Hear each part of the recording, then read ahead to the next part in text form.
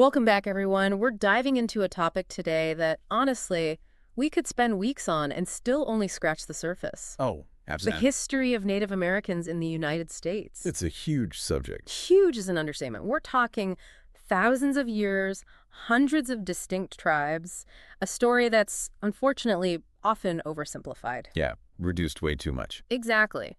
So for this deep dive, we're focusing on the U.S. timeline, which, important to remember, is just one piece of the larger picture of indigenous peoples throughout the Americas. Absolutely. And even within that U.S. focus, Right. we have to start way before European settlers. Oh, way before. We're talking about a history tied to the land itself, going back at least 15,000 years. At least. Our sources actually take us back to those first migrations across the Bering Land Bridge. Wow, imagine that journey. I know, right? Following herds of animals, that classic hunter-gatherer image. Right, but then, around 1000 BCE, something really interesting starts. Hold on. 1000 BCE. What's happening then? Agriculture. Signs of it taking root in North America. Yeah. Huh. I don't think I ever really pictured, like, ancient farming in North America. It's there. And not just any farming, either. People were cultivating corn, beans, squash. The Three Sisters, right. So important for so many tribes. Exactly. And here's where it gets even cooler. Okay. I'm intrigued. Lay it on me. Those three sisters weren't just food. They were planted in a way that helped each other grow. Really? Like how? Intercropping, it's called. Corn stalks give the beans support. Beans add nitrogen to the soil. Squash leaves keep everything shaded and moist. Wow, that's more than just farming. Right. It's a sophisticated system, a deep understanding of how things work together in nature. That's incredible. Still relevant today, especially with, well, everything going on with the environment and feeding people. Exactly. It's about sustainability, long before that word was around. And then leading up to the 15th century, things get even more complex. Oh, yeah. By then, you've got huge civilizations down in Mesoamerica and South America. And the Maya, Aztec, Inca, I mean, those are names everyone's heard of. Right. Advanced writing systems, astronomy, math, Yeah. all while Europe's still figuring out the Middle Ages. Parallel timelines. It's mind-boggling. But it's important to remember, it's not just those big empires. Good point.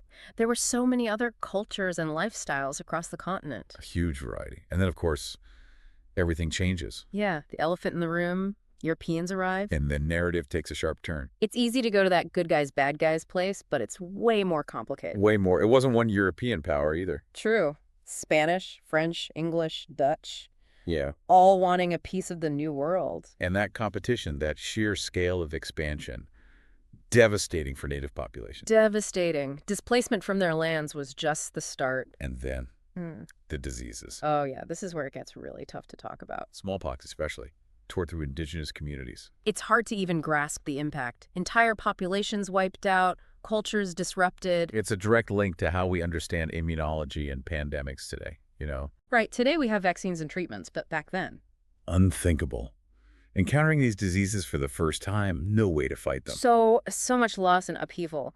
But the thing that gets me is the resilience. Oh, absolutely. In the face of all that, native tribes found ways to survive, to resist. Adaptation, forming alliances, even armed resistance.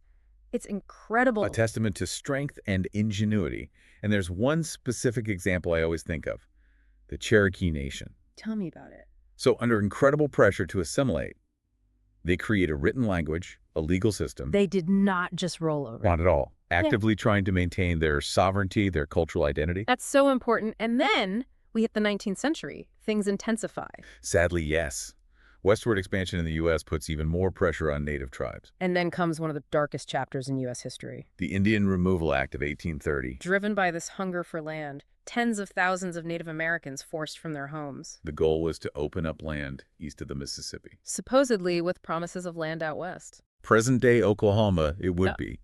But the reality of that forced migration, horrific. We have to talk about the Trail of Tears, the suffering, the loss of life. A permanent stain on the nation's conscience. And vital to remember, the Cherokee were just one of many tribes forced on this journey. Absolutely. Choctaw, Chickasaw, Creek, Seminole, all endured unimaginable hardships. It's crucial to remember this wasn't just a policy, it was real people, families torn apart. And sadly, a theme that continues to echo throughout this history. And then late 19th, early 20th century, The U.S. government's policy of assimilation. Assimilation. Yeah. Really a euphemism for cultural erasure. Brutal honesty there. The goal was to completely wipe out native cultures. Languages, beliefs, traditions. Everything. And the most blatant example of this. Boarding schools. Oh, the boarding schools. Just awful. Children forcibly removed from their families, forbidden to speak their language, practice their traditions. Heartbreaking. And the legacy of that, it continues to impact Native communities today. It does. Trauma, loss of cultural knowledge.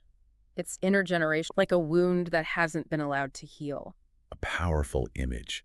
And it's important to note, this wasn't unique to the U.S. You're right. Forced assimilation. We see it all over the world throughout history. A recurring pattern when dominant cultures try to control those seen as different. So, as bleak as all this is, Native Americans never stopped fighting for their rights, their cultural survival. That spirit of resistance, Yeah.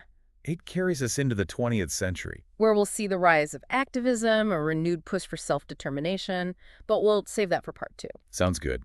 Let folks absorb all this for now. It's a lot to take in, that's for sure, but crucial to understand if we're going to truly grapple with this history. Absolutely. It's complex, it's challenging, but it's essential. So we left off talking about self-determination really taking hold in the 20th century. A turning point for sure. But even with all the progress, it feels like there's always another obstacle, right? Like 1 step forward, 2 steps back sometimes. Yeah, that's a good way to put it. It's this constant push and pull. And as we get into the later 20th century, one of the big issues that comes up is environmental justice. Oh, huge. It's everywhere these days, even in the news.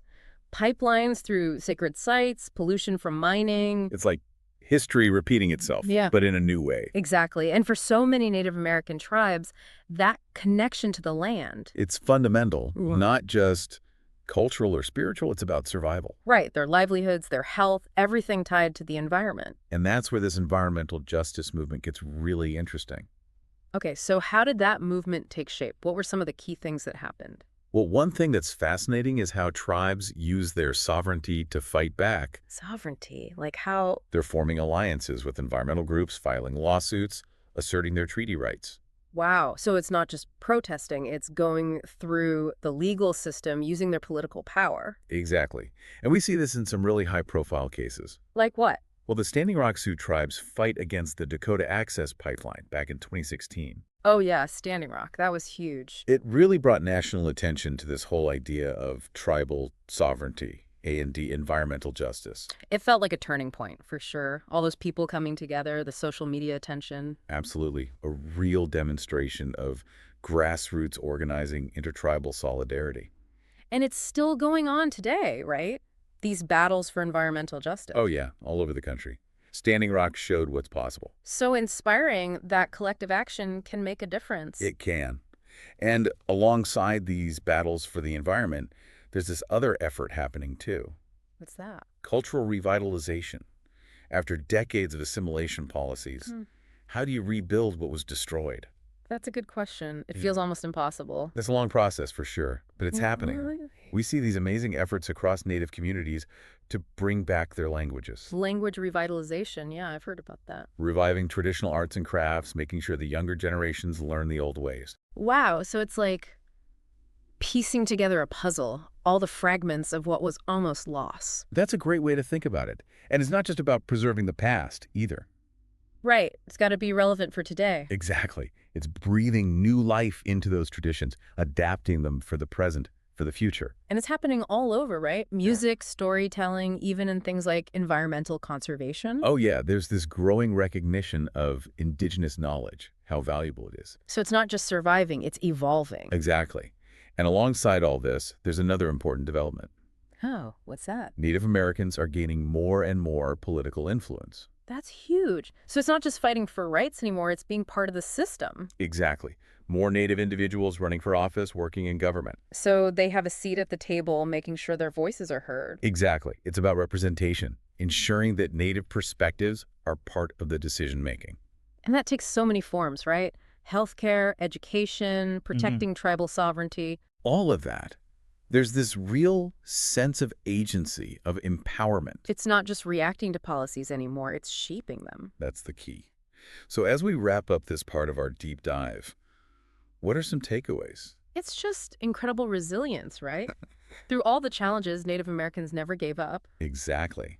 colonization, displacement, assimilation. Yeah. And yet they've held on to their cultures, their identities. It really challenges those simple narratives we often hear. It does. And it's not just about the past. It's about right now and the future.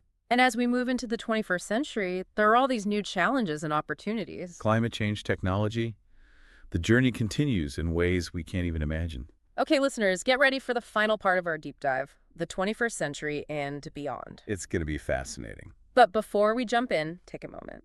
What's stuck with you so far? What questions do you have? Hold on to those thoughts. We'll explore them as we look at the present and future of Native American communities. Okay, so we're here in the 21st century. It feels like a whole new chapter for Native American communities. It does, doesn't it?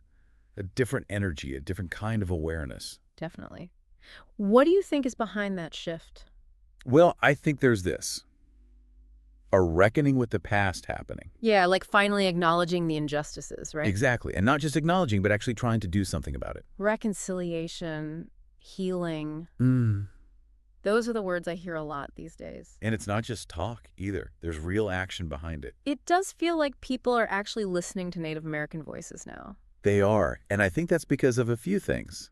Like what? Well, you have Native American leaders and organizations working tirelessly. They've been doing the work for a long time, that's for sure. Right. And now, with social media, those voices can reach so many more people. It's amplifying the message. Exactly. And then there's this broader understanding that these issues, climate change, social justice, indigenous rights. They're all connected. Exactly. You can't separate them anymore. Okay, so looking at today, what are some of the biggest challenges Native American communities are facing? Well, one of the most pressing is climate change. Yeah, we talked about that a bit earlier. It's not just a future threat for a lot of these communities. It's happening now. Rising sea levels, droughts, wildfires. I mean, it's all over the news. And for Native Americans, it's not just about the physical impacts either. Right. It goes so much deeper. Their ancestral lands, their sacred sites, those are being threatened. It's like a loss that's hard to even describe. It is. Because for so many tribes, their whole way of life is tied to the land. Their stories, their ceremonies, their very identity. It's all rooted in those places. Yeah. So climate change, it's an existential threat. It's heavy stuff, but I'm always amazed by how these communities are responding. Oh, there's incredible resilience for sure.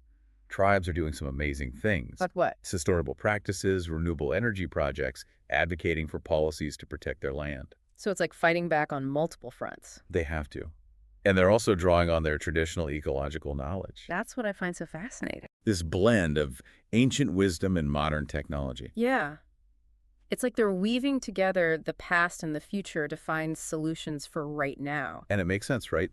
Native American communities have always been adaptable, innovative. They've been working in harmony with nature for centuries. Exactly.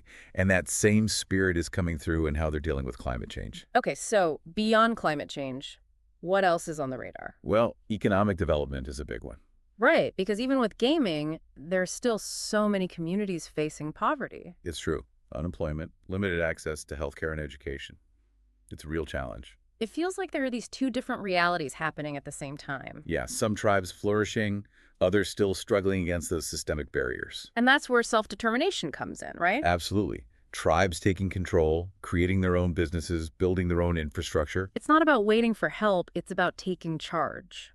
Exactly. Right. And we see that happening.